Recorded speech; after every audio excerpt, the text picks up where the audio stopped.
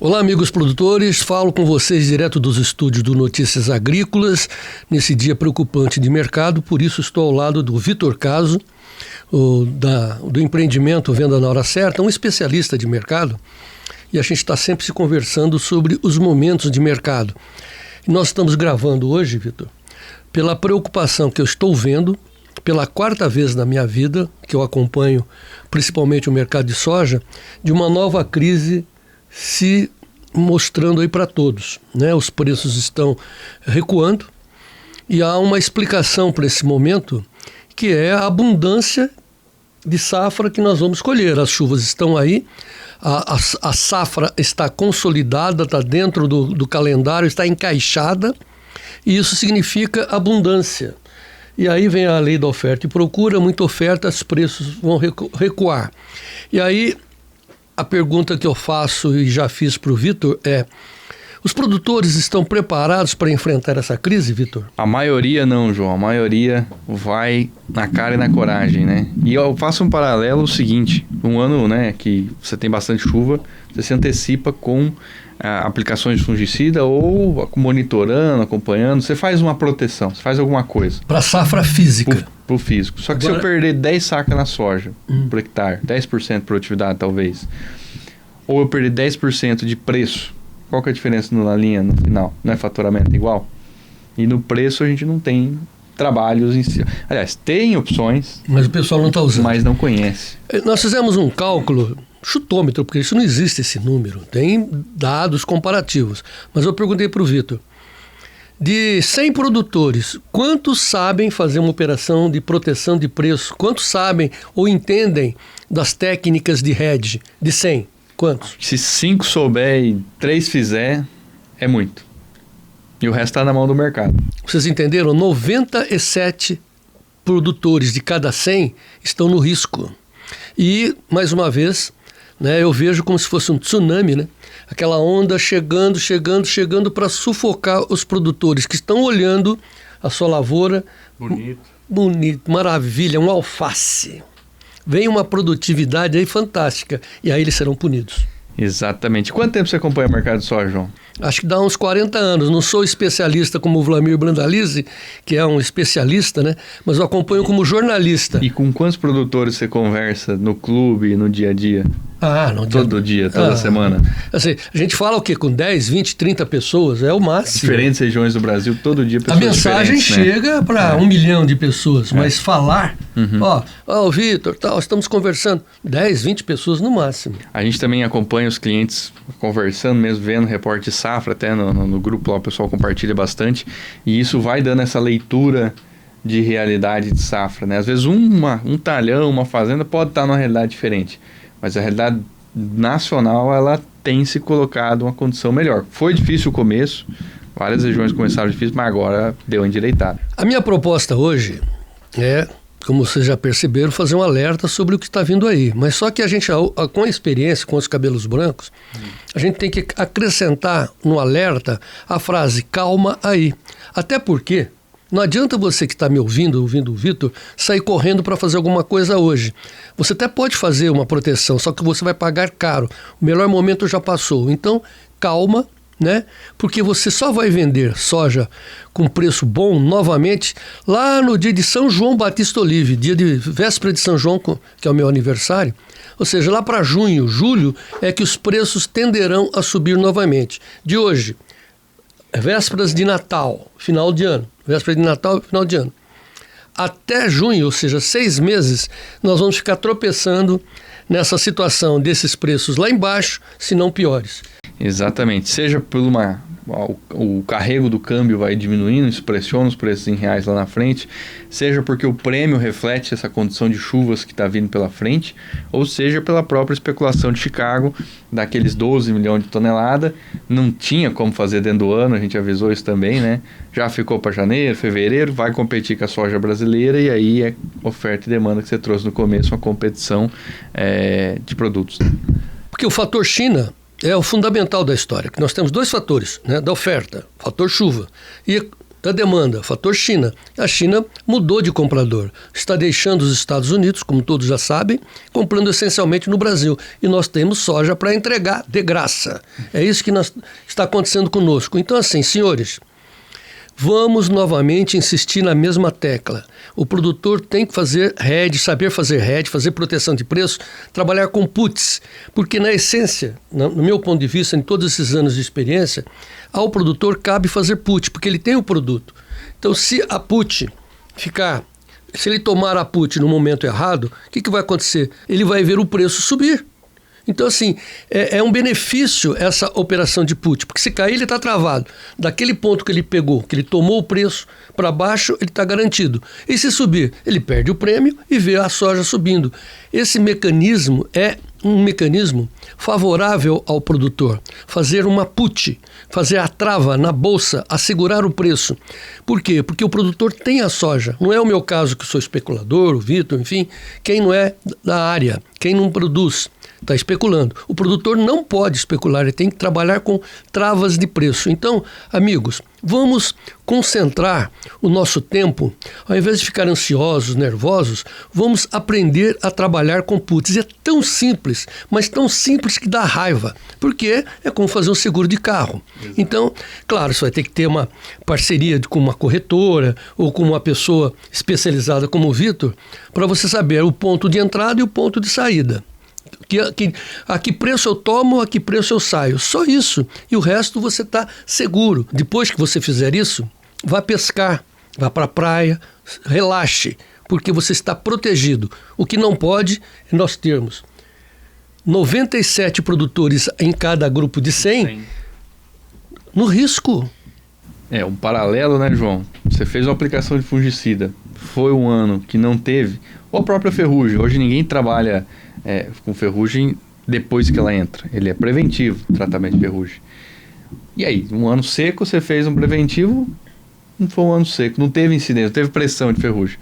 Você vai lá pedir o dinheiro de volta do fungicida, fala, não, eu usei, mas não deu ferrugem. Então, o preço, tanto quanto a produtividade, impacta no faturamento, no lucro, no final.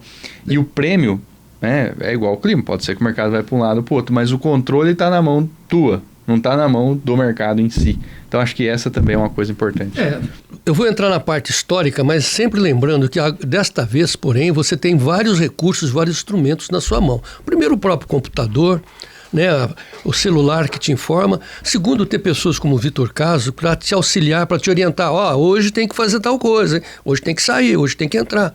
Essa facilidade te ajuda a minimizar os riscos. Então, nós estamos falando hoje de fórmulas de minimizar os riscos. É disso que se trata. Então, agora, imagine quando eu comecei há 40 anos atrás, não entendia, né? Eu fui conhecer a soja em Piracicaba, lá no laboratório. A soja, a original, era uma bolinha preta, vindo da China e tal, e ela sofreu transformações. Até que em meados de 90... Eu vou entrar agora no Vovô Conta História, né? Testemunha ocular da história. Eu fui chamado lá em Primavera do Leste, porque os produtores de soja que estavam começando, entrando no Mato Grosso, estavam todos entusiasmados, estavam sofrendo uma perda incomensurável. A saca, naquela época, década de 90, sendo vendida a R$30. Nossa. Aí eu me lembro que houve uma reunião em Primavera, no ginásio de Primavera, onde surgiu um gaúcho lá propondo um levante. Eu olhando assim, aí o cara veio com uma cartucheira, eu falei, mas que é de verdade mesmo, ele ia tirar e tal. Quer dizer, naquela época o desconhecimento de mercado era tamanho, porque eles achavam que o governo, naquela época, tinha que equilibrar as contas. E a gente defendia o mercado livre. Essa foi a primeira vez que eu vi a crise da soja. A segunda, a gente já tentou... Eu estava na BMF tentando passar as informações básicas para os produtores, tudo sobe, tudo desce, olha o preço a futuro e tal. A terceira já foi com a parceria com o Vlamir Brandalize, e foi mais recente, depois a gente mostra o gráfico, mas foi mais recente. Eu estava na Agro Brasília e a gente viu a queda inevitável dos preços, como estava acontecendo hoje. E não deu outra.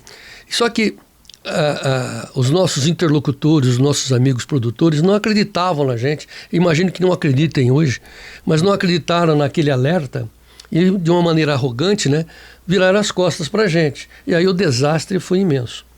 Para encerrar essa fase de que passou muito rápido a história, mas ela está se repetindo, nós estamos vendo o crescimento de empresas pedindo RJ, recuperações judiciais. Por quê? Porque não fazem isso que nós estamos falando, fazendo proteção contra a queda, fazendo puts. Tem um monte de gente segurando quantos milhões de toneladas, 170 milhões de toneladas de soja a descoberto, achando que tudo vai subir. E quando cai... Sempre vai subir, né? Sempre vai subir. Aí quando cai... É o desastre, é a recuperação judicial. Vitor, mostra no gráfico os pontos que a gente já viu, quando a soja já chegou abaixo de 10, já foi acima de 18. Nós estamos com um gráfico de quantos anos aqui? Aqui a gente está olhando um gráfico de mais de 15 anos para trás aqui, né? Agora, esses picos de alta aqui, por exemplo. A gente teve alguns picos aqui em 2012, né? A seca foi forte lá nos Estados Unidos, puxou bastante os preços. A gente... Depois disso, né, recuperou a oferta, teve uma queda forte também. Aqui, 13, 14, também produtividade, questão de oferta e demanda. Olha quanta oferta. Aí nós tivemos aqui praticamente, de 2014 até 2020, a gente teve a soja trabalhando ali entre 8,50 até seus $10. Teve um pico aqui em 2016 batendo $12, mas assim, uma banda muito curta. Depois da pandemia, realmente, a gente teve... Lembra, todo mundo ia no mercado, comprava um monte de coisa? Os chineses também compraram um monte de coisa. Aqui também foi quando o Trump finalizou o acordo comercial com a China para comprar mais. Então você teve várias coisas inflacionárias aqui que fizeram que a soja explodisse de preço, e o câmbio também no Brasil. Então o preço em reais foi muito forte. Vamos pegar esse trechinho final aqui. E aí esse ano... 24 a 25. 24 a 25 a gente está de lado. Trabalhando por volta de 10. $10, vai ali. São duas as questões. A soja hoje está por volta de 10. Teve a 12, 3 meses atrás, 4 meses. Teve a 12. Agora está por volta de 10. 11 no julho, né? Querendo descer. Qual é a tendência? Na minha impressão é que vai descer. Então vai trabalhar de 8 a 10. Não mais de 10 a 12. Mas pode ir para 10 a 12. Claro que pode. Tudo pode, como tudo não pode. Ninguém tem certeza. Eu não sei, o Vitor não sabe, o Vlamir Brandalize não sabe, o Maurício Bellinello não sabe, os operadores da Cargill não sabem, senão eles não fariam hedge. Quem sabe faz hedge. Por quê? Você está garantido. Então, se eu estou com $10 hoje, eu falo, nossa, perdi $2 por bushel, $4 por saca, $5. $5, 5 vezes 6, 30. Perdi 30 pilas numa saca. Meu Deus, eu tenho que recuperar isso. Está combinado com os russos, como disse o Garrincha? Não está. Os chineses hoje, né? Não está. Então, o que pode acontecer? Pode sair de 10 e cair para 8. Então, se você tem muita soja, agora é o Vitor Caso falando, se você tem muita soja na mão e está valendo 10, estava a 12, está valendo 10, mas pode ir a 8, você tem que fazer uma put. Agora, se você entregou a soja e não tem mais soja, digamos, na sua mão, você pode fazer uma call e participar da futura alta, porque tudo que desce sobe.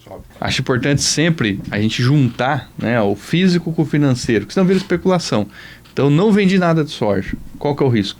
Cair. Quieto. Vendi muita soja. Tô fora. Tem arrendamento, tem barter, tem não sei o quê. O mercado se subiu, não participa. Preciso participar dessa alta. Para cada dor tem um remédio, e a gente tem 2 basicamente aqui, que é para cima e para baixo, para solucionar esses problemas e trazer gerenciamento de risco. Não é o João querendo falar que você vai ficar milionário, você vai ganhar, viver de bolsa, não é? É gerenciamento de risco. E ele tem que fazer. E é o produtor que tem que fazer. E para isso tem que ter conhecimento. Tem que buscar conhecimento e colocar em prática. E para isso que a gente está trazendo esse alerta. Já que eu sou testemunha ocular da história, vovô conta história, eu vou contar uma história, porque eu estou aqui na frente do meu neto. Foi na década de... Acho que foi em 1960. Olha, faz tempo, hein? Tenho 75 anos. Nasci em 51. Por volta, não tenho certeza, mas por volta de 1960, havia, no tempo do John Kennedy, uma preocupação dos americanos de ganhar espaço, porque eles anteviam a chegada da esquerda muito forte, através das revoluções e tal. E aí eles fizeram um plano, né, através da USAID, de levar as informações sobre o capitalismo praticado nos Estados Unidos para o mundo. E eu, lá em Araraquara, onde eu nasci, aos 7, 8 anos, mais ou menos, 9 anos, Eu fui à Rádio Cultura de Araraquara, tinha um anfiteatro, assistindo um filme mandado lá pela USAID. Lembro que era filme sobre os parques americanos, Yellowstone, Ellis Smith, sei lá, tal. E no meio vinha a mensagem, claro, que os americanos estavam querendo passar para o público brasileiro. E eu me lembro de uma frase, eu fiquei pasmo, falei, pô, aquilo era possível. Qual era a mensagem? Que era em inglês, era o sujeito era autossuficiente, self-made man. Sejam self-made man. Eu fico com aquela frase na cabeça, falei, fui lá descobrir, traduzir self-made man, ou seja, seja você dono da sua vida. Sabe, não conte com o Estado, não conte com o Vitor Caso, nem com o João Batista, nem com... Mercado. Não conte com ninguém. Seja dono do seu nariz. Seja responsável. A vida, aí a gente aprende na vida que a vida é feita de escolhas. Se você escolher errado, você é punido. Colhe errado. Se você escolher certo, você é beneficiado. Isso me formou a minha cabeça de tal maneira que hoje eu estou vendo, 75 anos depois, que o produtor precisa ser um self-made man. Ou seja, um cara que toma conta do seu próprio nariz. E por isso ele tem que ser responsável pela vida dele, da família dele, da fazenda dele, da propriedade dele e, por consequência, responsável pelo país. Então a gente luta muito, eu e o Vitor aqui, o Gabriel Olívia, o Notícias Agrícolas, o Tempo e Dinheiro, para que o senhor seja o produtor rural mais bem informado do meu Brasil. Porque, como disse Platão, né, o conhecimento liberta. E você precisa ser libertar sozinho, independente das opiniões dos outros. Você tem que acordar e falar, meu Deus, eu tenho que segurar esse preço. O que eu tenho que fazer mesmo? Eu tenho que fazer uma put. Tem que entrar no seu computador, acessar os dados e clicar lá e travar o preço. Só você pode fazer isso por você. Não conte com ninguém. Claro, conte com as assessorias, apoios, recomendações, mas a decisão tem que ser individual e do produtor, né, Vitor? Exatamente, o produtor tem que ter autonomia, assim como ele já tem, né, dentro da fazenda, nas aplicações, na adubação, e já existe esse passo a passo muito bem definido na cabeça do produtor, né? Vou fazer correção do solo, vou fazer palhada na cultura anterior, vou fazer correção do solo, vou fazer amostragem de fertilidade, escalonar variedade de soja. Ninguém planta um só, todo mundo planta 2, 3. Por que vende tudo igual? Eu me lembro de um momento que eu estava com o Zé Tadashi, o pessoal do Mato Grosso vai lembrar disso. Zé Tadashi foi o grande pesquisador da Embrapa, né, que revolucionou a proteção da soja, né, para fazer contra a Ponte Verde e tal. É uma outra história, o Dr. José Tadashi. Mas estava com ele lá, nessas imensas regiões do Mato Grosso, pasmo, assim, falava, nossa, como é grande, quanta soja, aquele mar de soja. Aí eu me dei ao direito de ser ingênuo e perguntar para o Zé Tadashi, professor, mas por que se planta tanto, hein? Aí ele respondeu, por dinheiro, Você planta por quê? Para fazer bonito? De boniteza? O sapo pula por boniteza? Não, ele pula por precisão. Então, assim, o produtor decide plantar muito. Agora, ele decide plantar muito para fazer um volume de soja imenso ou para fazer um volume de dinheiro? A pergunta é, o senhor planta para fazer soja ou para fazer dinheiro? A resposta é, o senhor planta para fazer dólar. Você tem que plantar para ter lucro, para ter dólar na mão. E você tem que ter dólar na mão e não para perder dólar. Então faça proteção de preço. Conte, para agradar os outros. Conte com o apoio do Vitor Caso, venda na hora certa, que vai te orientar. Hoje é para entrar, ou amanhã é para sair. Essa sua orientação? Exatamente. Simples, né? Compra, venda, momento de compra, momento de venda.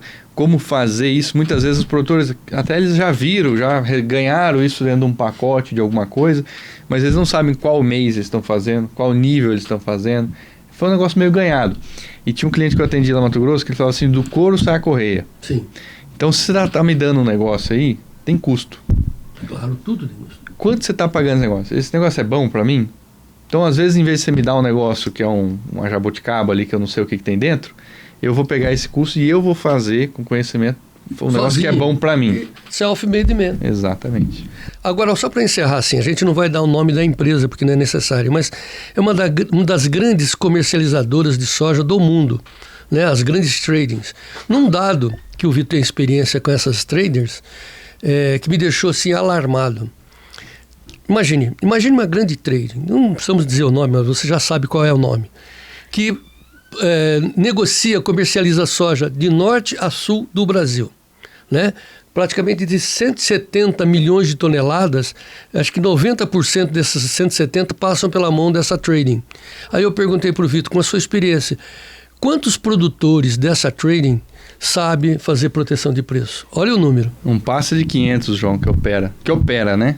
Que usa 500 produtores nesse universo do Brasil de 178 milhões de toneladas. Você vai se incluir nesses 500 ou vai continuar fora? Dá nem 1%. Você vai continuar perdendo ou vai entrar no time dos ganhadores? Acho que é um alerta que nós estamos fazendo aos produtores nessa véspera de Natal, onde a gente está vendo esse tsunami chegar mais uma vez. Proteja-se, não se desespere. Era para ter feito proteção antes, claro, sempre, né? Devia ter feito a proteção antes, mas ainda há tempo. Tome informação, seja o produtor rural mais bem informado e vamos em frente.